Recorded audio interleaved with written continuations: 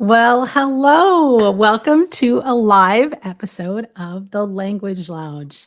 Hi, my name is Michelle Olah, and I am extremely excited to be here today with you all here at NFLC and brought to you by Pearl. And we are just so happy to be part of this amazing event. And so, if you have not joined the Language Lounge before, I just wanted to tell you a little bit about what it's going to be like. So, I guess technically they call this an interview podcast simply because there is not just me, there's more than one person during the Language Lounge episodes. But that's about as far as it goes because it's not really a question and answer session. It's a conversation that I get to have with amazing people like Valerie here that's joining me today. And essentially, the way I look at it is as educators, as professionals, we can go and we consume a lot of professional development.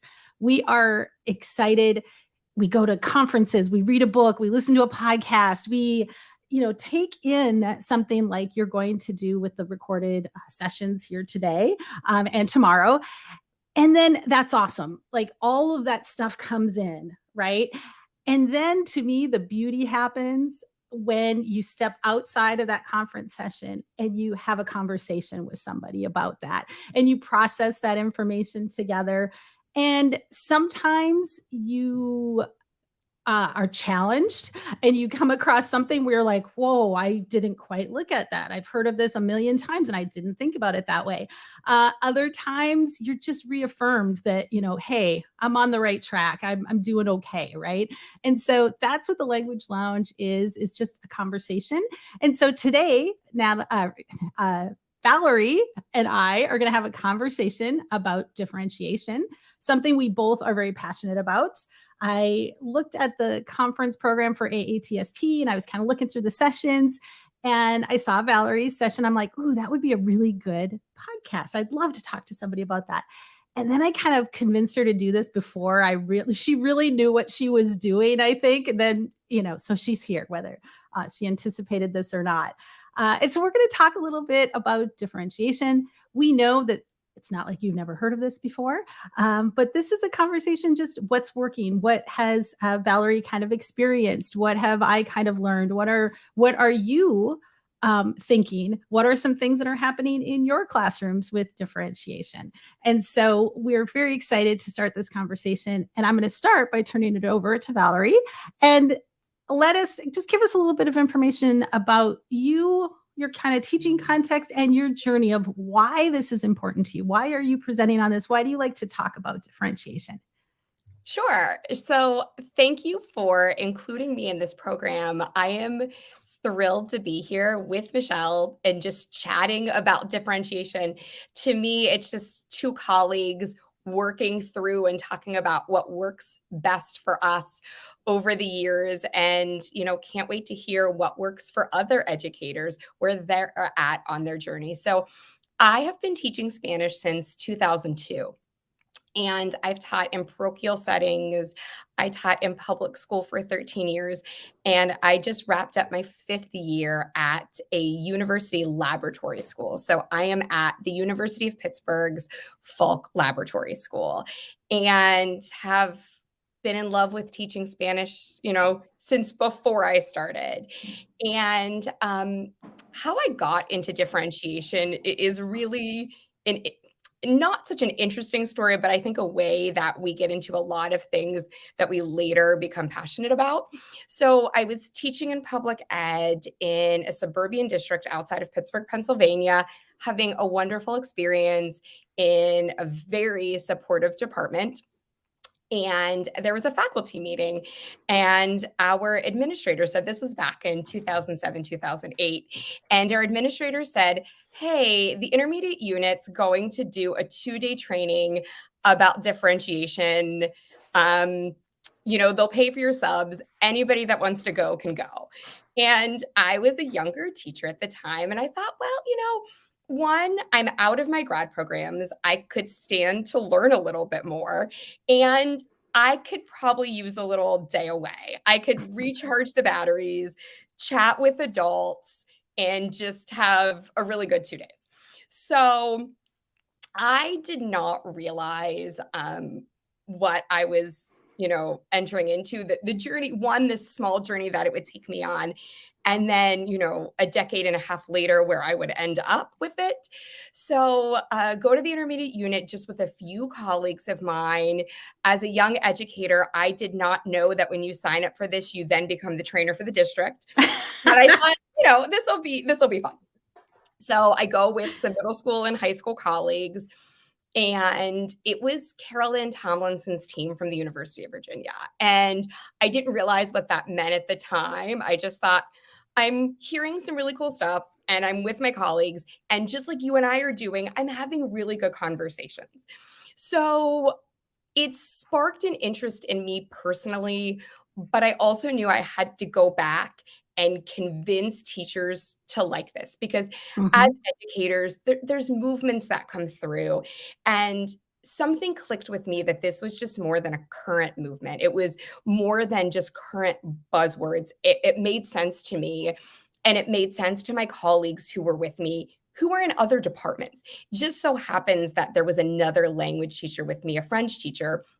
So we did get to have some of those special moments where we started to make the connections with differentiation in the language classroom. So went back, continued to train middle school and high school colleagues, but it slowly took me down this path of thinking about the way I plan my units and lessons and what it means for kids. I And there like that. That's awesome. One thing you said just right there that I just want to stop because I think we, as teachers, we always observe our students and we react to them and right, react to their special needs. Like that's nothing new, right? We kind of right, differentiate on the spot. right. But I think the difference with what the way I think of it is with real differentiation, it's more intentional, it's more pre-planned, right? It's having Yes, that circumstance set up ahead of time so that you can react still on the spot, but it's absolutely. definitely I like that key, that point that you mentioned about planning, because I really do feel like for real differentiation it has to be planned. Well, and it brings a funny moment to me. So my mom was an she taught for 37 years. She's been retired for 11 now. And I remember when I, was first presented with differentiation, she was still teaching and I was like, "Mom, did you know about?" I was like, "Of course I did." Right. And but it was really nice to have that conversation with my mom, who's an elementary school teacher. I was like, "Why are people keeping this hidden from me?" But you're right, at the same time, we have to incorporate it in our planning. The big buzzwords of interest, which is huge, readiness level, ability, because we know for a fact that all children can be language learners. All children can produce a second, third, et cetera, language. It's how to get them to do it. So continue down this path and, left public ed at the lab school. And part of, I don't want to say a requirement, a loose requirement of being at a university lab school, at least at Pitt, is that we present at conferences. So I was really supported by my administrative team. They knew about my love of differentiation and they said, "Hey, why don't you apply?" So I applied to ACFL and I was selected and I've gotten to present. I've really been really fortunate to present, you know, statewide, regionally, nationally, and talk about differentiation. And of course, I have a presentation and I share what I learned, I share what works for me, but I love that it's a conversation between language teachers. And that's where I am on my journey currently. I know what works for my students and I know, where I'm still at, what I'm still learning. I love that. So what do you think, like, the biggest mind shift sort of change that you've kind of, that little thing? 'Cause I think a lot of times we think of like, I'm going to differentiate this assignment or I'm going to differentiate this assessment, right? But that's not really what we're talking about, right? So tell me, what are some of the mind shift changes that teachers, world language teachers in specific, might need to change in order to really embrace not just the strategies individually, which we are going to talk about some strategies, and those are important, but also just the why, the deeper why behind it. Well, and the strategies are super important because, when you first want to jump in and you think, okay, I have these activities, I can change these activities. And why do all the assessments have to be the same? So that's kind of like the baby pool of differentiation. But the big click moment for me is, why does everyone have to always be doing the same stuff? Everybody is learning how to speak Spanish and everybody is producing Spanish. Those are the constants. So it's okay if they're doing different work and they're producing different stuff. And as long as it's in the target language, it's all viable and it's all great. And that's where rubric that, this is where ACFO really helped us out with the proficiency guidelines, and having strong rubrics are super helpful because just as we're on our own journeys as educators, students are on their own journeys as language learners. So everybody can be working towards a different goal. Now, in your Spanish 3 class, most students might be working towards intermediate mid, but it doesn't have to mean everyone is. So, some kids might be bumping up to that high level. Some students might be newer to the program and still at novice high. So it puts the kids comfortably on their own path. And gone are those days of, oh, what score did my neighbor get? What score did it's them and themselves and their work and their journeys. And that's the shift for me. Yeah, I think a lot of when I was teaching early on, it was about my interests, my readiness, my sort of thing, right? My passions and things like that. Right. And so every experience that students have, we can talk about like differentiating content, for example. Sure. So whether the content is a standard that just says students will be able to describe and give preferences, right? Right. Why the teacher would decide, or the textbook would decide, or the novel would decide who, what that path looked like. Right. And so when you start really embracing that idea that there's multiple paths, you can, that students can choose, and all choices are valid and able to lead them at the end destination. I think to me, that was where things really started giving me the freedom to really explore and to think differently. Well, and for me also, early on in my career, we all give assessments, and I continue to give assessments, but I thought I needed to assess a skill, and I knew they needed to continue with that knowledge, but I expected everybody's end result to look the same, and it can't look the same. And as long as kids are producing language, they're, fulfilling a task. We put that into our rubric. Did you fulfill the task? But the tasks are allowed to be different. And I think of, we can even get into products later. I love raft assignments where the role, audience, format, task, because there's so many options. So kids are all under a similar theme, but again, they get choice. Are they writing? Are they speaking? What different roles do they get to play? So freeing, it's very freeing for the teacher and freeing for the student when there's choice. Everybody's a bit more content in the classroom. I think so too. I think it's a little scary to make that leap, but once you like jump, you realize you've got, it's a beautiful ride. It's a parachute ride going down, and you can just see things differently. And I think you're right. It gives that student both, it can tap into their interest, their motivation. It can also just tap into, I think about when I taught level 2, Spanish 2, and talk about varying ranges of, readiness. Let's just start with readiness. Interest and all of the other ones. It's not fair to expect everybody to be here just because they took level 1, right? That doesn't mean everybody got the same experience, and we can't deny that person the opportunity to keep improving. And then the strategies, like you mentioned, are how we can get them, everybody where they're at and getting there where they want to be. Right. And all students should be welcome in the world language classroom. I think gone are the days of only particular groups of students take language in middle school, or even in high school, some students don't take language.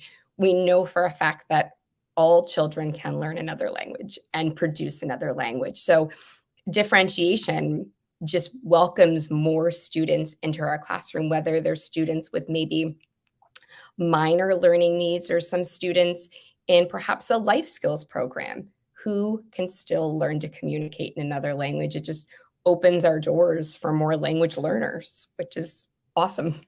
I love that. So we've mentioned a couple times about choice, and I think that spans all of the different kind of options for differentiation. And we were talking about the potluck or I Right, guess, see, that's my Minnesotan coming out, a potluck. I miss right. potlucks. But It's I a guess a potluck. buffet, a Right, potluck, a buffet, either way. right. Let's talk a little bit about that and how differentiation is like that buffet or that Sure. potluck. So it kind of popped in my head that way. So Michelle and I were talking about, we both happen to be parents, and we were talking about how kids, we want our children to eat particular things but give them choice in other areas. And I said it really reminds me of being at a buffet with my own child, saying, okay, you need to pick a veggie. I don't care if it's a fruit, it's a cucumber, but you got to have a veggie. There's some choice for you.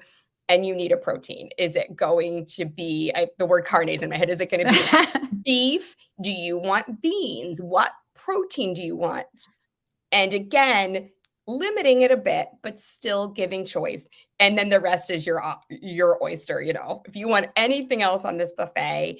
And I was telling Michelle that my homeroom loves a potluck lunch. So once a month, we do a potluck lunch. And I remind them, I said, hey, folks, remember, I'm still a parent. So somebody needs to take one for the team and somebody needs to bring in the veggie tray. And so, again, we can ask our kids to do particular styles of tasks, but always give them choice. So I think of a choice board, right? Like maybe kids always want to work with partners. That's great. Interpersonal communication is why kind of we're all here. So maybe they want to do a lot of tasks with where they're talking with a partner.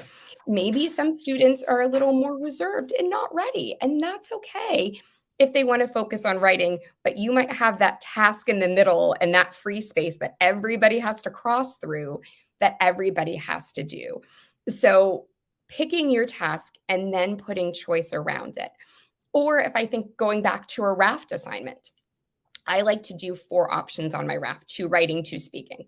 Again, producing language, being able to write in another language is very important. Being able to speak in another language is very important. So saying to the students, you have these 4 options. They're varied, but you got to pick one. So choice is huge, and then that gets buy-in.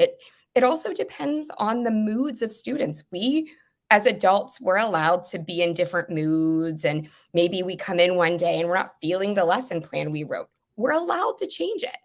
Kids are allowed to be in different moods too. Maybe, we have kids that just hit it out of the park every day, but maybe want the task that involves more artwork because it's soothing for them. They're Yeah. still producing language. It's great.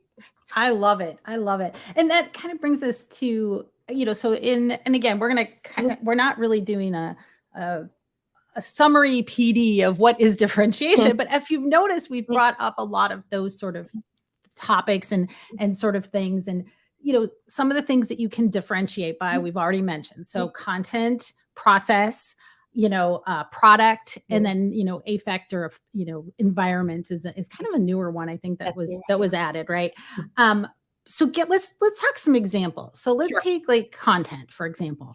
Right. So what are some examples or ways that you can, differentiate by content for students or Sure. allow So them? when I think of content, I think of the input. So what are students getting? So I think I'm going to give real specific examples that I use, and I hope that other people they might use some of these books, or they can kind of think about how they fit to them. So um, my students and I in my 8th grade program reread the Felipe Alou Fluency Matters book. And this year, side note, I happen to love baseball. It's why I chose it. I've come around to the fact that not all students love baseball. which I still don't understand, but uh, so I this year put in the Minerva book. So again, it's real people from the Dominican Republic. So I want to explore the Dominican Republic. I want to explore that period of history, the Trujillo period of history. I wanted to be the life stories of real people, but again, putting choice in there. So I Mhm. wanted to give that quick example, but with content. So I also utilize a lot of authentic resources. And I think of a New York Times newspaper article that I share with the kids. So I want the kids to read this newspaper article, but some students might want to listen to the newspaper article, and some students might want to read it. And that's okay. I have reading comprehension questions. I have a little Socratic seminar about it. It's about the campaign in Major League Baseball that was called Ponle Acento, where they didn't have accents on players' jerseys until like 5, 6 years ago. So I Interesting. want to have this Socratic seminar. I want to have this conversation. So I need the kids to read this newspaper, or I need the kids to have the knowledge from this newspaper article. I need them to get this input. They can choose whether they listen or whether they read it or whether they do both. So, as teachers, we're allowed to set the parameters, but then providing choice within those parameters. Yeah, and that's a really good example of that differentiating by process, like how students process that information Well, and that is prefer it, right? So it's right. both. I mean, it's got you've Exactly. It got kind of pulls into both of it them. does. I mean, you've got that choice in the Mhm. content that you're looking at, and then you've also got like just the preferences of how The people preferences. and all those of how they process things. And I think you mentioned it Right. before too. You know, n- my son, just as an example, the poor kid. He if he knew I talked about him and used him as an example this much, but like working in groups is Mhm, so painful to him. mhm, Like he mhm, does not. He just does not process that way. Now and me, obviously I process right. verbally with other people. That is clear, Mhm, right? mhm, But he loves just to watch and take mhm, in either books or video. mhm, Like he just consumes them in mass and mhm, let's just learn, learn, learn, learn and remembers. mhm, And so giving students choice of mhm. how they get that information is another very important way, that we can really, give them that choice and Right. They they know know who they how they process best. well, they know how they process best, and they know what they like.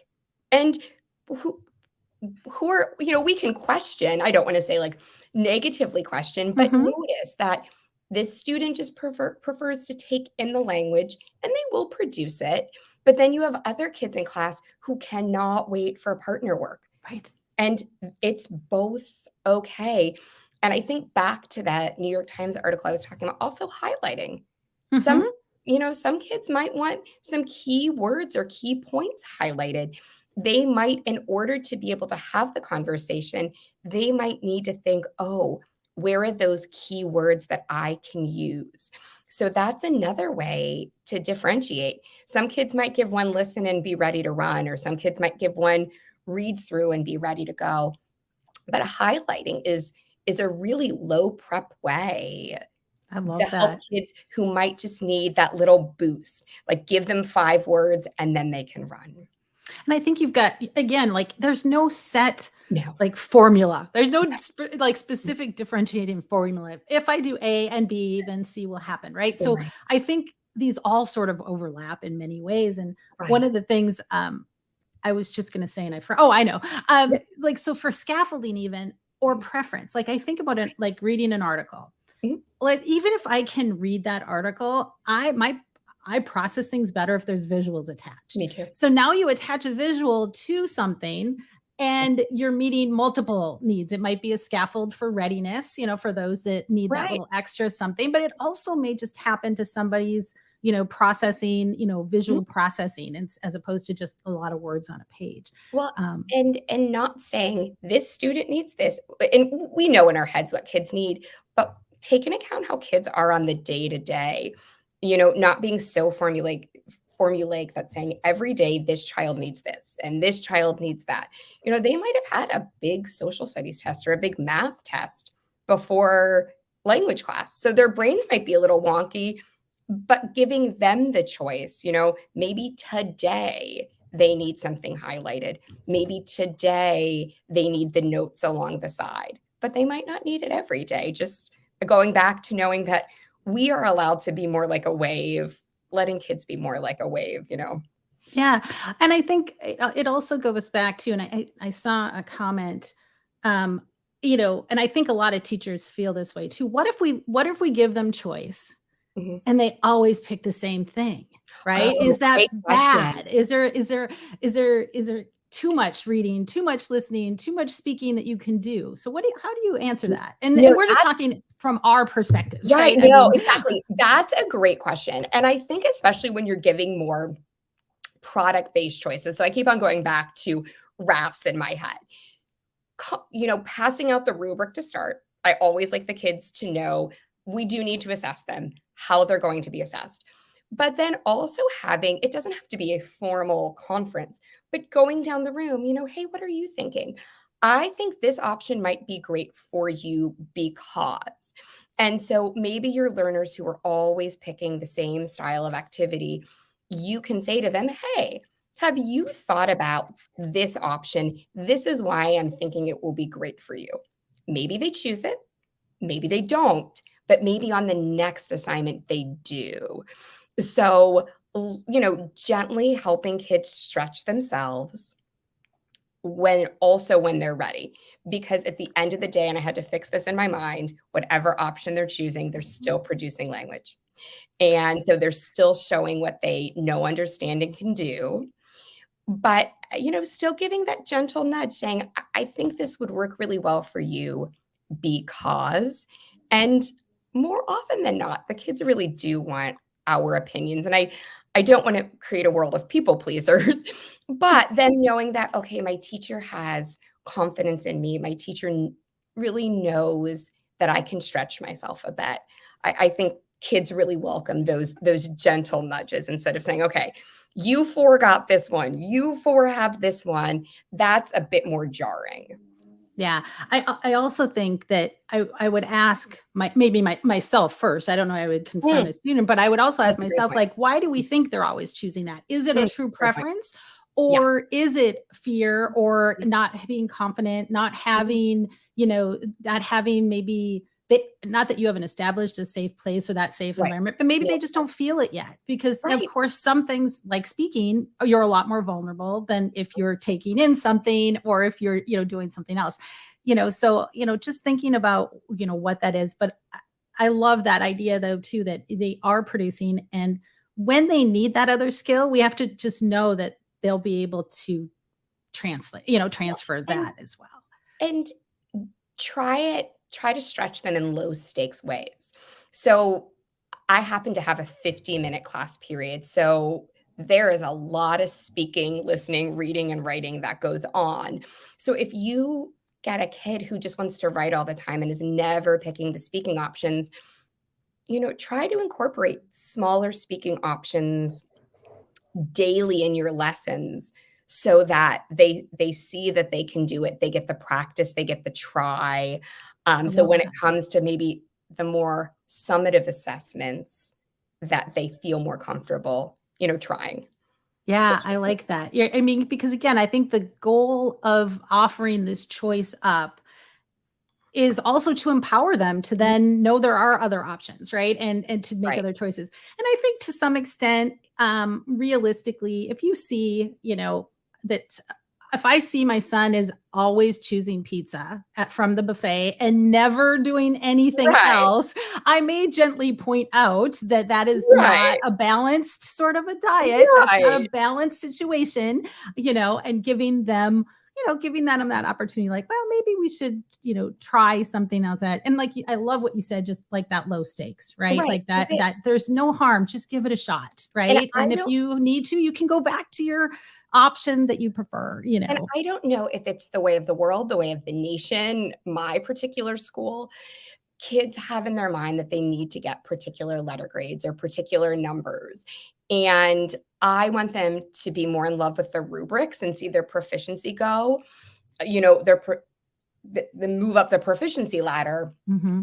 But I think sometimes when they pick the safer option, it's because they know that they can earn a particular number or letter, and almost respecting that, because they might go home to families who expect particular numbers and letters. So Yes. incorporating differentiation into the daily activities. So you think, oh, I have a class of kids that don't like to speak. Now, maybe it's their personality, but when you add in small speaking activities, giving them the confidence to say, oh, hey, I can be good at this too, that will help them pick, the options that they would traditionally not choose in the summative assessments. I love that. So we kind of talked a little bit about differentiating content. Mhm. We mentioned a little bit, you want to talk about the Dominican Republic. You have a choice of this novel or this novel, right? Are there any other examples that you can think of that you've kind of used in the past, or any other ideas as far as you have a particular standard you're going to meet? What are some different ways that students can use that, or how do you differentiate content specifically? Okay, so thinking about content again, knowing that, for example, in my 8th grade Spanish, it just so happens that a goal is to be able to narrate in the past tense. So that does mean grammatically preterite and imperfect, and I know all kids are on their own journey with those two wild tenses. And the books that I select, we do use a lot of Fluency Matters readers in my class. So one, I do emerge. I don't think I have a particular teaching style. Again, it's the buffet world to me. I kind of take what I think works for me and what works for my students. So I really incorporate differentiation, but I also incorporate pace lessons, which a dear professor at the University of Pittsburgh, Dr. Heather Hendry, shares with her students. So basically, the gist of it is, and I'm not going to sound really professional, presenting the students with some sort of whatever grammar skill you want them to learn, presenting it in an authentic way. Is it a newspaper article? Is it a song? I love to use music. And then get the kids' wheels turning. Can you pick out parts of speech? Do you notice anything different about the parts of speech? And hopefully someone picks verbs and someone picks endings. And then you co-construct together and you create a definition together. And then I do like to add in about a 10-minute lecture of, okay, friends, this is what we're doing. But that is a way to me to differentiate content, because some kids will intuitively pick up, wait a minute, here's a verb and it has a different ending. Some kids might need the gentle nudge along the way. Okay, let's talk about parts of speech. Let's all enjoy the song, but then let's talk about parts of speech. Can we pick out any verbs? And so just, some kids might need the nudge where other kids will get it more intuitively. I love that, because a lot of times we think of, so pace is teaching grammar in context. It's one of the Right. ways to do that. There's other ways to do that inductive approach, but I mean, I love pace model. Right. It's presentation, attention, co-construct, Yes. and extension. Yes. I don't remember. I just Googled it. So I never remember what they stand amazing. for. I mean, I know what it is. And but I feel like the further out I get into my career, I kind of take what I think is awesome and then put my own spin on it.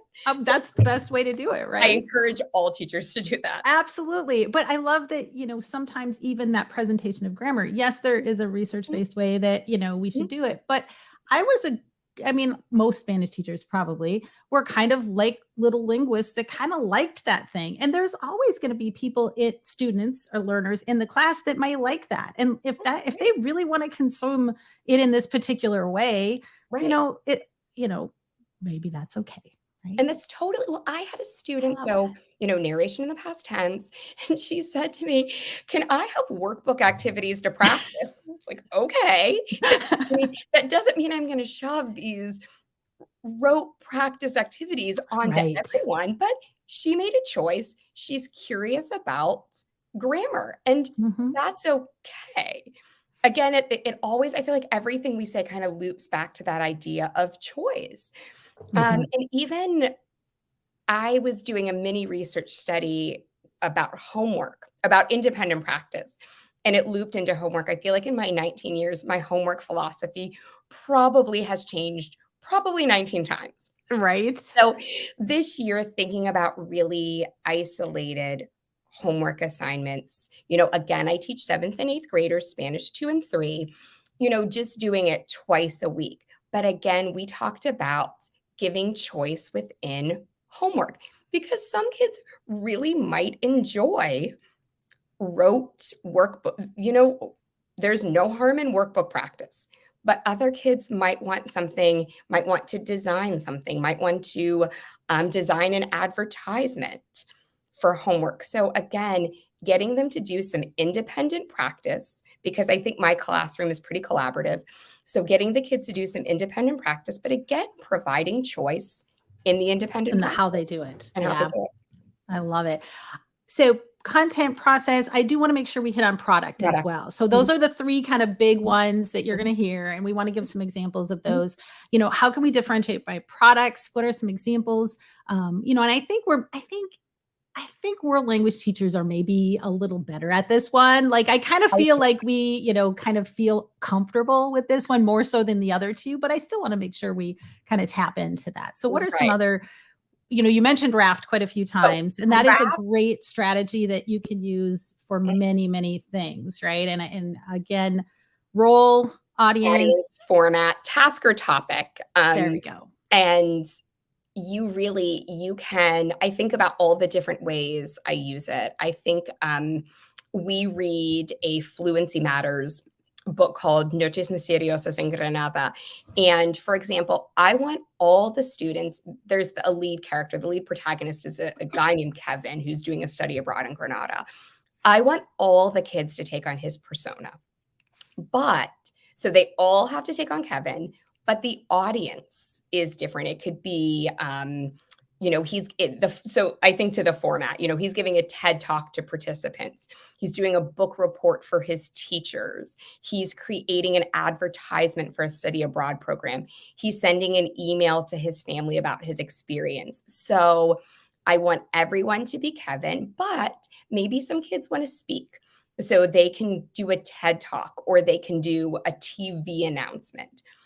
Maybe some kids want to write, they can do an email or a book report. Or for our friends who still might be at the word level, entering into the sentence level, they can do a print advertisement.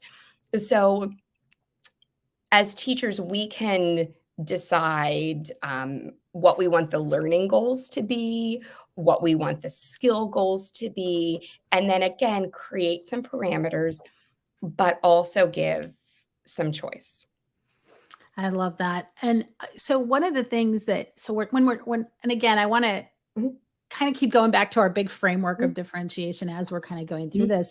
So basically, we talk about what you can differentiate. So content, process, product, Mhm. right? So those are kind of the big three.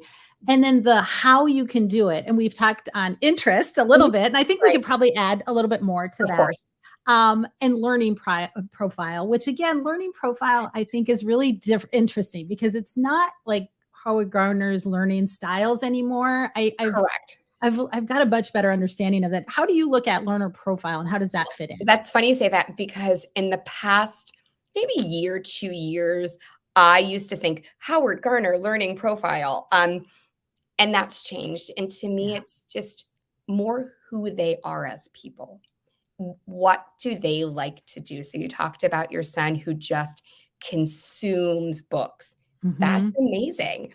So just knowing who kids are as people, what are their interests outside of this classroom? Do they love reading? So providing reading. Do they love music? So knowing who they are as people and then what kind of tasks do they like to do? Again, will they always be doing the partner, the interpersonal speaking? Will they always be doing the writing?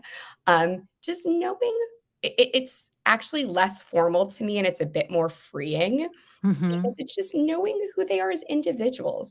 Again, knowing who they are as students, knowing their readiness levels, of course, but what do they like? Mhm. Showing them that language has something to offer for everyone. And I think, again, to another product, a living museum is wonderful Mhm. because kids are displaying something. Are they making music? Are they creating garb? Or did they create a poster? Are they saying something? So again, that idea of all kids can produce, but giving them a choice in what they produce I love is that. so And I and powerful. I think the other thing I just recently with learning profile that because again, that was one as things have kind of come up, I'm like, Right, it's not right. as easy as there's 8 little categories and everybody fits into one of Everybody them fits all the into a time. category. Right, I'm kinesthetic or whatever, right? right. I think it also has to do with past experiences, People right? So talk I about think you're learning, like you said, it's who they are as people, and that right, might include, their gender, that might include mhm, their cultural background. right, Not all cultural backgrounds, a process and like to do things a certain way, right? We all right, have both individual differences and bigger sort of mhm, differences, and that absolutely, tapping into that respect for the way people are, the way people do things, and their strengths. And I right, think that's another. I'm personally really into the whole strengths thing, and mhm, just how much when you get into that flow, it's mhm, usually because you're working with your strengths, working with those things that you right, both, are ready to do, interested in doing, and kind of go with who you are as a right. person, right? And it's okay to celebrate people's strengths. I And love again, that. we can all of us, the students, teachers, we're all on a path and we can continue to learn and continue to say, okay, where can I make, I don't know if make some improvements or Yeah, grow. where Yeah, can I challenge myself? But also what am I good at? Like what do I do really well? And let that shine.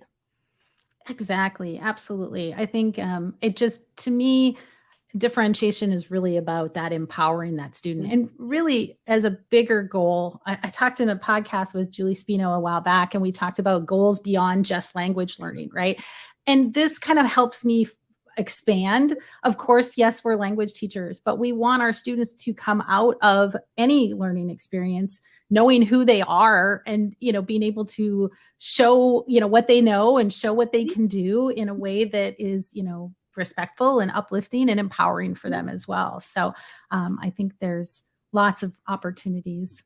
Well, and the um, kids are always in 8th grade, we use a lot of the Fluency Matters readers. We look at the Dominican Republic, the Dirty War Argentina, um, the the Civil War, the Guerra Civil in Spain, and they're always shocked for a moment that we do so much with history. And I remind them that actually history and social studies is a huge passion of mine. And so for them, I want them to make the connection between language and all the other content areas. So oh, I love just, that. just they can love math and love language. They can love history and love language. They can love literature and love language. It's the beauty Love it. of being a language teacher. We kind of fit with everyone. I love it. All right, we're going to tack on one last Okay. hot button sort of thing, and Okay. that is differentiation by readiness. I think that is one where teachers are really like, yeah, but right. Right. Yeah, but they need to know X, Y, and Z. Yeah, but I think that's where I personally Oh, in my journey had the biggest totally. struggle. So like one of the things, I work with Wayside, and one of our series has tiered assessments. Mhm. And just that idea that not all or all students are getting the same assessment, even, that some are going to have more Right. scaffolds and some are going to have less. Right. How do you talk to teachers about that portion or that idea of differentiating by readiness? Well, and that loops back to at the end of the day, you have to if you're a teacher and if you're in a particular school where you have to give common assessments. So you think I have to give a summative assessment. I need this data. And trust me, I've been there. Ask yourself this question. Are students producing in the target language? And if you can check off the box, yes, then is that what matters? Yes. So knowing that the kids are showing so thinking about a summative assessment, are kids showing what they know, what they understand, and they can do? Yes, yes, yes. It's a great assessment.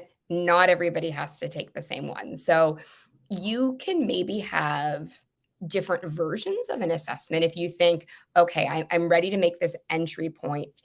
Maybe I'm going to have 4 different versions of a summative assessment because I still need to, it still needs to be calm and I still need to get some data. So you can start there.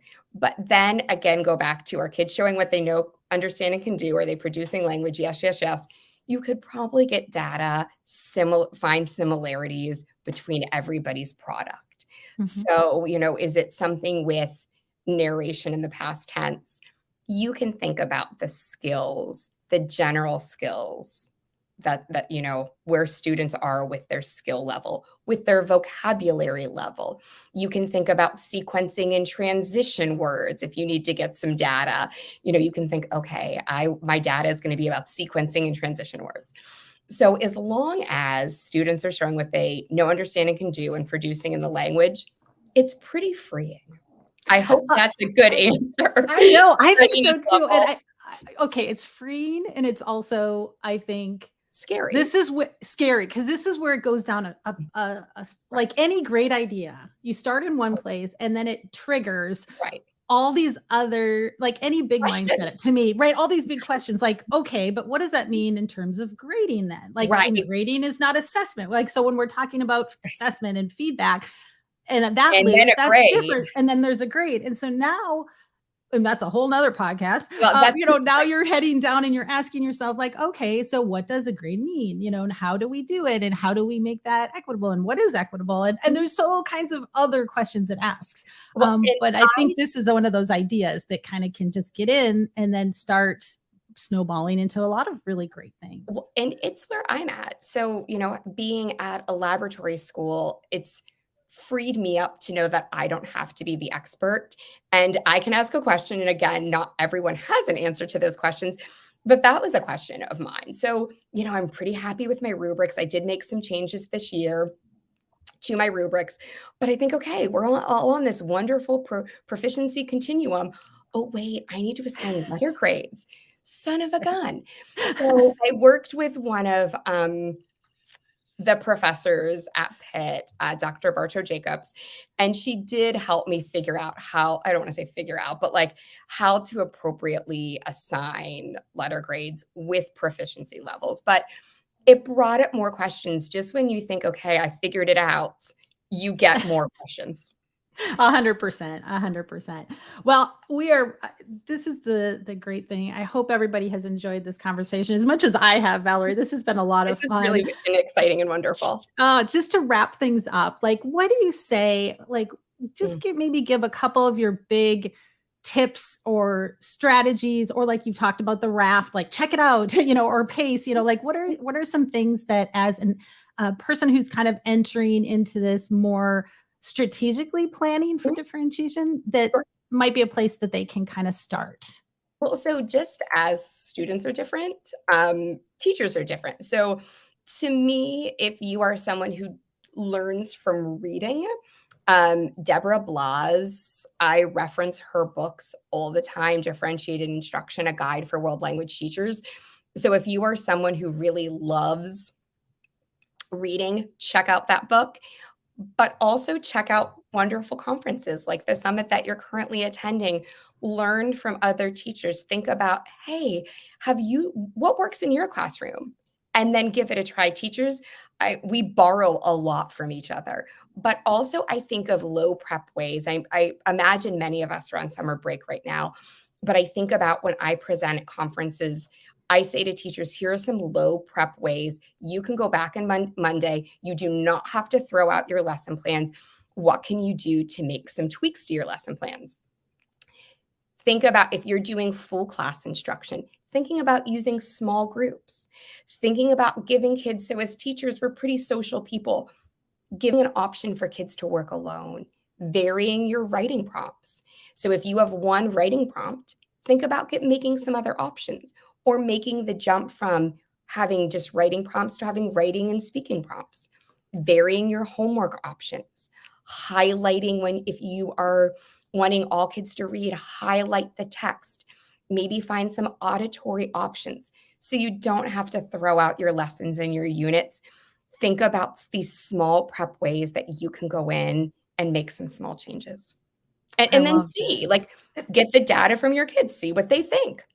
Yeah, absolutely. And I think that's the great thing to me about differentiation is because you can take little steps, little Mhm. things to do that make an impact like right away. And it's not like, oh, I have to learn this whole huge process of anything. It's just looking at all the entry points that you Mhm. have and just asking yourself, is there a way that I can, provide more options to meet the students' needs and to Mhm. meet them where they're at Right. and to excite and motivate them and, Mhm. get them learning. So, Exactly. well, I know that as well. I would love for, we were going to put, I think all of our contact information, our Twitter signs and things are in the chat, but I'm at Michelle Olah or we're at Lang Lounge Pod. Valerie, tell us your Twitter handle. Hi, my Twitter handle is La Profe Rossi, LaProferossi.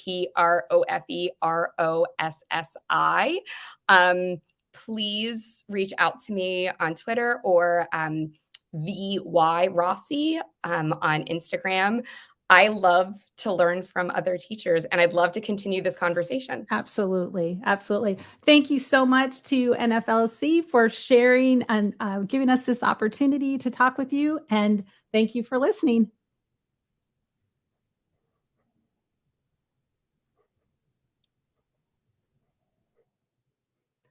All right.